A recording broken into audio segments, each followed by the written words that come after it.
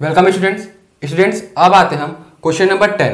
जैसा कि आपको पता है कि मैं इस चैप्टर 11 का पूरा क्वेश्चन नहीं करा रहा हूँ, कुछ इंपॉर्टेंट क्वेश्चन ही करा रहा हूँ जो बोर्ड एग्जाम में रिपीट करके पूछा जाता है। ठीक है, बहुत इंपॉर्टेंट क्वेश्चन है क्वेश्चन नंबर 10। मैं आपको पहले ही बता चुका हूँ बोर्ड एग्जाम में क्वेश्चन नंबर 9 या तो क्वेश्चन नंबर 10 दोनों में से कोई ना कोई एक तो जरूर आएगा, या तो क्वेश्चन नंबर 9 आएगा या तो क्वेश्चन नंबर 10। क्वेश्चन नंबर 9 क्या था इसके पहले वीडियो में, पाइथागोरस थ्योरम, और ये क्या है, थेल्स थ्योरम। ठीक है, देखिए इसमें मैं क्वेश्चन नहीं लिखा हूं। सबसे पहले तो ये बता दूं कि हिंदी इंग्लिश दोनों मीडियम को समझ में आएगा, तो वीडियो तक अंत तक बने रहिएगा, इंग्लिश मीडियम हिंदी मीडियम दोनों। तो थ्योरम नंबर 1 है, ठीक है, आपके बुक में चैप्टर 11 का थ्योरम नंबर 1 यानी कि प्रमेय 1। देखो इस क्वेश्चन को हम क्या बोलते हैं, बीपीटी भी बोलते हैं, इंग्लिश मीडियम वाले ध्यान रखिएगा, बीपीटी बोलते हैं। बीपीटी यानी कि बेसिक प्रोपोर्शनैलिटी थ्योरम, ठीक है, और थेल्स थ्योरम भी बोलते हैं। ठीक है, और हिंदी मीडियम वाले याद रखना कि इसको आधारभूत समानुपातिक प्रमेय भी बोलते हैं। ठीक है, और थेल्स प्रमेय भी बोलते हैं। तो देखिए आप इसको कैसे याद कर सकते हैं, इसे मेनली मुख्यतः बेसिक प्रोपोर्शनैलिटी थ्योरम ही बोला जाता है, यानी कि आधारभूत समानुपातिक प्रमेय ही बोला जाता है, जो कि इस प्रमेय को थेल्स द्वारा बनाया गया है। ठीक है, ये जो थेल्स हैं मैथमेटिशियन, इनके द्वारा बनाया गया है, इसलिए इसे थेल्स थ्योरम बोलते हैं, थेल्स प्रमेय भी बोलते हैं। तो क्वेश्चन पेपर में सिद्ध कीजिए थेल्स थ्योरम। ठीक है, थेल्स प्रमेय ये बोल सकते हैं, या फिर ये भी बोल सकते हैं आधारभूत समानुपातिक प्रमेय सिद्ध कीजिए। ठीक है, बीपीटी बेसिक प्रोपोर्शनैलिटी थ्योरम सिद्ध कीजिए, प्रूव दैट, ऐसा पूछ सकता है। ठीक है, तो कंफ्यूज नहीं होना, इसका दो नाम है, एक थेल्स थ्योरम, दूसरा बेसिक प्रोपोर्शनैलिटी थ्योरम। क्लियर है? और क्वेश्चन के लिए आप लोग रिफर कर लेना प्रमेय 1, ठीक है, अध्याय 11 का प्रमेय 1, ठीक है, थ्योरम नंबर 1। मेरे पास हिंदी मीडियम का बुक है, तो इस क्वेश्चन को मैं हिंदी में बोल देता हूं, और इंग्लिश मीडियम वाले आप लोग बुक से रिफर कर लेना। देखिए क्या है क्वेश्चन, क्या दिया हुआ है, यदि किसी त्रिभुज की एक भुजा के समांतर बाकी दो भुजाओं को भिन्न भिन्न बिंदुओं पर प्रतिच्छेद करती हुई एक रेखा खींची जाए। देखो क्या बोला गया है, एक त्रिभुज, एक ट्रायंगल है, ठीक है, ये एक ट्रायंगल है, सपोज इस ट्रायंगल का नाम ABC रख देता हूं, ABC। बोला ये गया है कि कोई भी एक भुजा का समांतर, यानी कि कोई भी एक साइड के पैरेलल, तो जैसे कि यहाँ पे 3 साइड है, AB, BC, CA, तो कोई भी एक साइड, लेट सपोज मैं वो एक साइड BC ले लेता हूं, इसके पैरेलल एक लाइन खींचा जाता है जो कि बाकी दो भुजा को प्रतिच्छेद करते हैं किसी बिंदु पर। ठीक है, यानी कि बाकी दो भुजा को ऐसा प्रतिच्छेद करेगा, इंटरसेक्ट करेगा। ठीक है, और वो पैरेलल होगा, यानी कि समांतर होगा, किससे, BC से समांतर होगा ये। ठीक है, ये बोला गया है। तो क्वेश्चन में क्या बोला गया है कि एक ट्रायंगल है जो कि किसी एक साइड से पैरेलल है, यानी कि BC से पैरेलल में बना लिया, सपोज इसको नाम दे देता हूं ABC हो गया, इसको D और इसको E।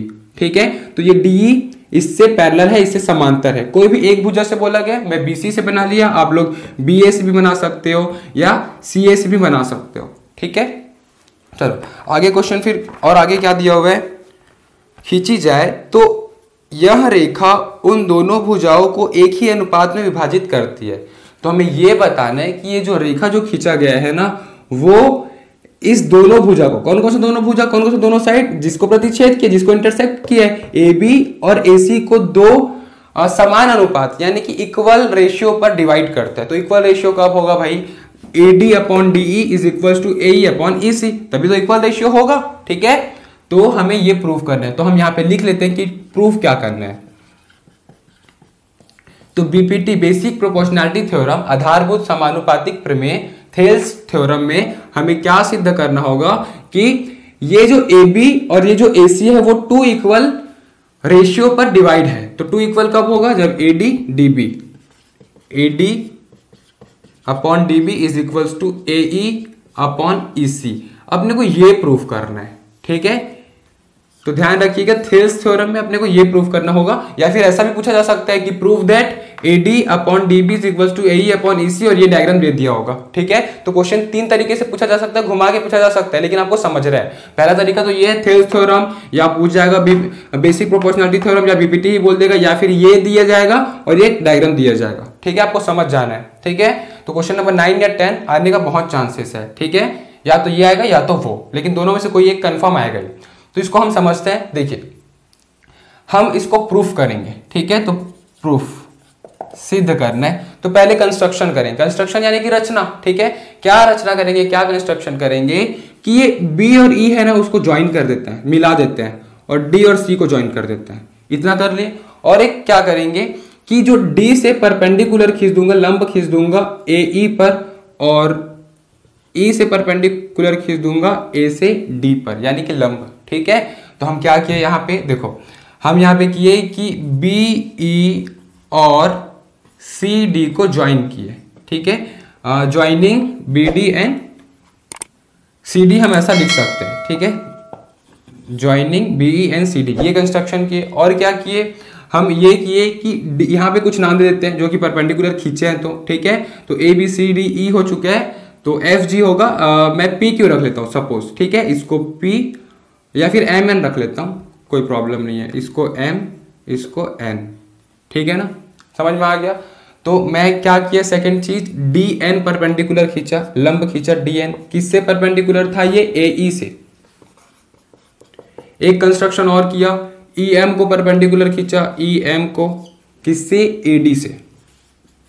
क्लियर है, तो ये दो कंस्ट्रक्शन किया और रचना किया। ठीक है, अब इसको हम प्रूफ करते हैं। देखिए, प्रूफ करने में आपको ध्यान देने वाली बात क्या होगी, देखिए थेल्स थ्योरम जब भी आप प्रूफ करने जाओगे तो यहां पे हमको तीन ट्रायंगल से मतलब है। कौन कौन सा तीन ट्रायंगल, कौन कौन सा तीन त्रिभुज, तो पहला तो ये बड़ा ट्रायंगल ए डी ई। ठीक है, ये ट्रायंगल। दूसरा बी डी ई, ये वाला ट्रायंगल। और तीसरा ये वाला ट्रायंगल। ठीक है, सी ई डी, ये तीन ट्रायंगल से अपने को काम है। ठीक है, ये तीनों ट्रायंगल पर ही हमको वर्क करना है। क्या वर्क करना है कि इसका एरिया निकालेंगे, कौन सा, ए डी ई का एरिया निकालेंगे और डिवाइड कर देंगे एरिया इससे। ठीक है, यानी कि बड़ा ट्रायंगल का एरिया इससे डिवाइड करेंगे, एक चीज हो गया। दूसरे में क्या करेंगे, इसका एरिया निकालेंगे और डिवाइड कर देंगे ये ट्रायंगल्स, यानी कि ये ट्रायंगल दोनों के लिए कॉमन होगा। ये ट्रायंगल का एरिया डिवाइड बाई ये ट्रायंगल का एरिया, ये ट्रायंगल का एरिया डिवाइड बाई ये ट्रायंगल का एरिया, हम ये करेंगे। क्लियर है, आपको समझ में आ गया होगा ना। देखो मैं आपको डायग्राम में समझा देता हूं। ये ट्रायंगल का एरिया डिवाइड बाई ये ट्रायंगल का एरिया, ये पहला चीज करेंगे। दूसरा, यही सेम ट्रायंगल के साथ हम इसको बोल सकते हैं ये ट्रायंगल के एरिया के साथ। ठीक है, ये ट्रायंगल ढंग से बना नहीं क्योंकि स्पेस नहीं यहाँ पे, हम ऐसा बोल सकते हैं। ठीक है, यानी कि ये पार्ट और ये पार्ट, इसको डिवाइड कर देना अपने को। ठीक है, ये रफ चीज है, मैं आपको बता रहा हूं कि ये करना है करके। ठीक है, तो चलो सबसे पहले इस ट्रायंगल का एरिया निकाल लेते हैं, बड़ा ट्रायंगल का एरिया। ठीक है, तो क्या है, हम लिखते हैं एरिया। ठीक है, ए आर लिख देते हैं, area of triangle A D E.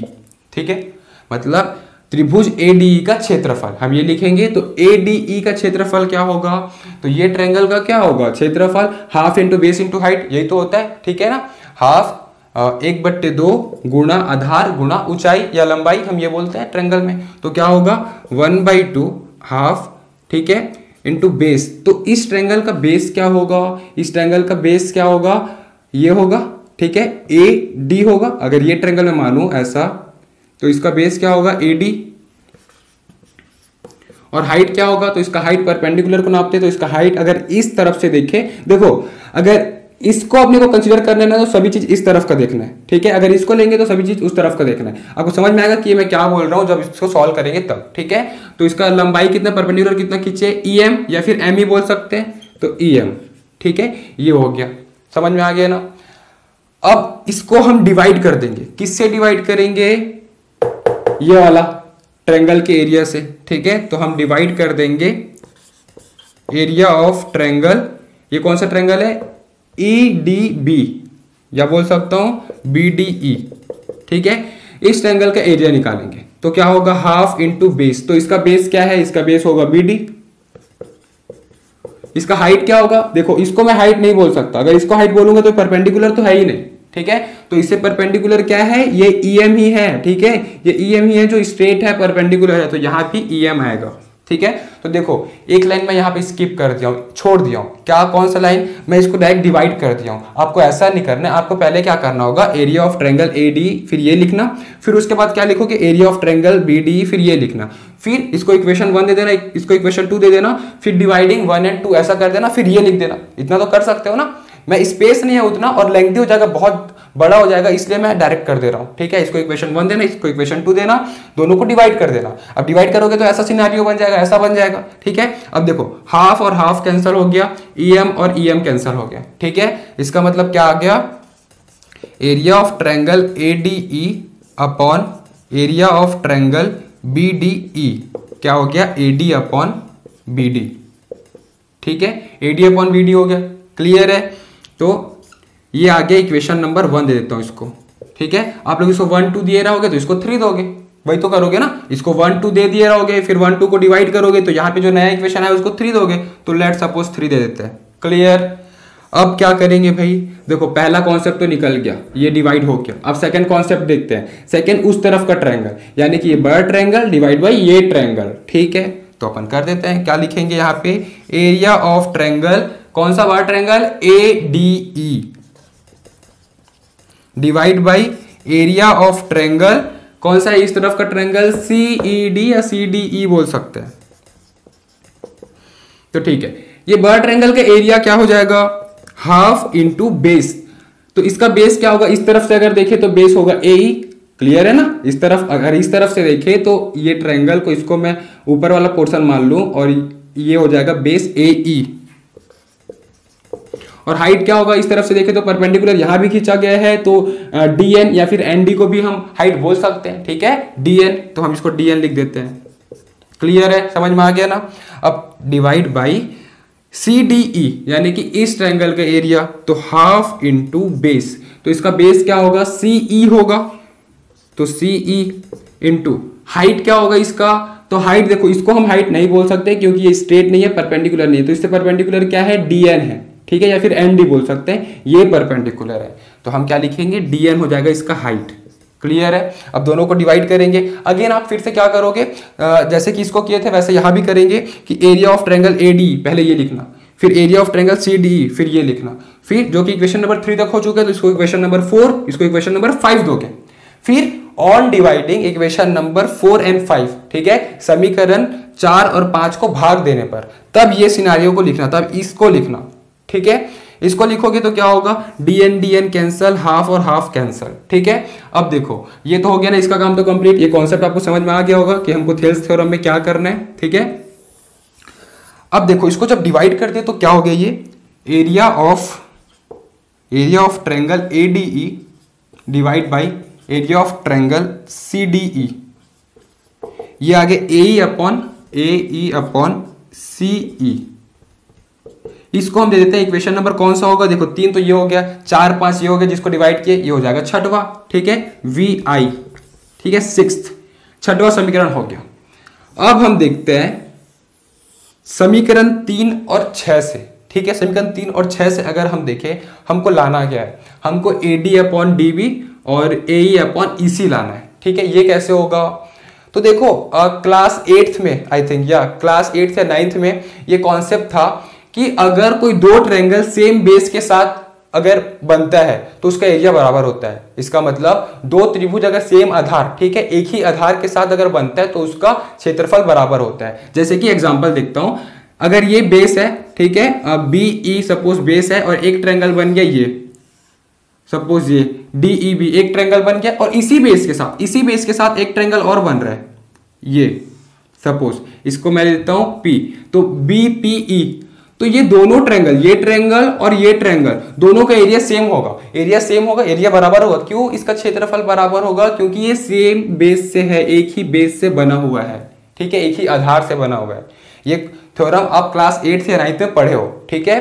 तो हम यहाँ पे क्या लिखेंगे, हम देख सकते हैं यहाँ पे कि जो ट्रायंगल BED है और ट्रायंगल CDE है, एक ही बेस से बना है। कौन सा बेस है? DE, तो दोनों का एरिया बराबर होगा, ठीक है। तो मैं यहाँ पे क्या लिखूंगा कि area of triangle BDE equal होगा किससे? एरिया ऑफ ट्रायंगल CDE से। अब यहां पे मैं रीजन क्या लिखूंगा कि दोनों बराबर है करके, क्योंकि दोनों सेम बेस से बना है, ठीक है। मैं यहां पे लिख देता हूं सेम बेस, और बेस का नाम भी लिख देता हूं, क्या है? DE, same base DE। Clear है? हम ऐसा लिख देंगे। हिंदी मीडियम वाले क्या लिखेंगे? एक ही आधार पर बना हुआ है, जो कि आधार का नाम क्या है? DE, ठीक है, तो एक ही आधार DE हम ये लिखेंगे और दोनों का क्षेत्रफल को बराबर लिख देंगे। क्लियर है ना। अब देखो area of BDE, area of CDE, अगर इक्वेशन नंबर 3 और 6 में देखेंगे तो आपको मिलेगा, देखो एरिया ऑफ BDE मिल रहा है, ठीक है, और एरिया ऑफ CDE मिल रहा है, दोनों को इक्वेट कर देंगे, दोनों को इक्वल करेंगे तो क्या आ जाएगा, ये इसका जो रेशियो है वो आ जाएगा। देखो ADE यहाँ भी है, ADE यहाँ भी है, तो ये दोनों तो कैंसिल हो जाएगा ऊपर ऊपर का। अब बच क्या जाएगा, इसका रेशियो, तो इसका रेशियो क्या हो जाएगा, एरिया ऑफ BDE के जगह मैं ये लिख सकता हूँ AD अपॉन BD लिख सकता हूँ, है ना, AD अपॉन BD लिख सकता हूँ, और एरिया ऑफ CDE के जगह मैं AE अपॉन CE या EC लिख सकता हूं। ठीक है, अब आप लोग बोलोगे यहाँ पे चलो ठीक है, यहाँ ये दोनों अगर कैंसिल भी होगा तो 1 अपॉन आना चाहिए, तो अगर हम रेशियो में 1/2 इक्वल टू 3/4 ऐसा लिखे या फिर 2/1 इक्वल टू 4/3 लिखे, एक ही मतलब है, क्योंकि रेसिप्रोकल तो दोनों हुए ना, रेसिप्रोकल तो दोनों हुए, समझ में आ रहा है। तो यहाँ पे क्या करेंगे, अगर सेम बेस के साथ बना तो एरिया बराबर होगा, अब एरिया बराबर है तो रेशियो भी बराबर हो जाएगा। और यहाँ पे हम रेफरेंस क्या देंगे, फ्रॉम इक्वेशन, कौन कौन सा इक्वेशन से, 3 और 6 से, 3 and 6।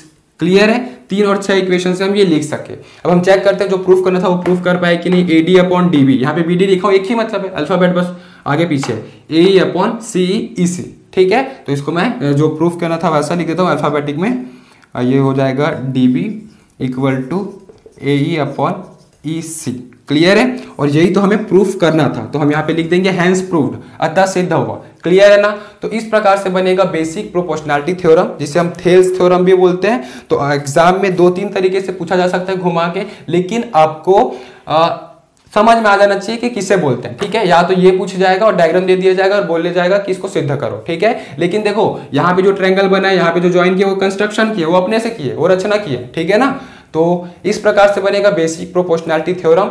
मैं आपको बता दूं कि क्वेश्चन नंबर 9 और क्वेश्चन नंबर 10 बहुत ही इंपॉर्टेंट क्वेश्चन है। ठीक है, पाइथागोरस थ्योरम या फिर थेल्स थ्योरम, ये दोनों में से कोई सा भी एक क्वेश्चन तो पक्का एग्जाम में पूछा जाएगा। तो दोनों क्वेश्चन आपको अच्छे से आना चाहिए, इसको रट लो, घोट लो।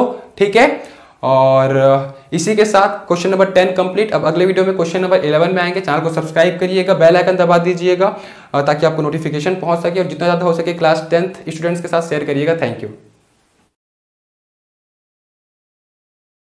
इस चैप्टर के नोट्स के लिए नीचे दिए गए डिस्क्रिप्शन बॉक्स पर लिंक दिया गया है, वहां क्लिक करिए, और इस चैप्टर के सभी वीडियोस के लिए ऊपर जो प्लेलिस्ट शो हो रहा है वहां क्लिक करिए, और हमारे इस चैनल को सब्सक्राइब करने के लिए हमारे चैनल के लोगो पर क्लिक करके इस चैनल को सब्सक्राइब करिए। Thank you.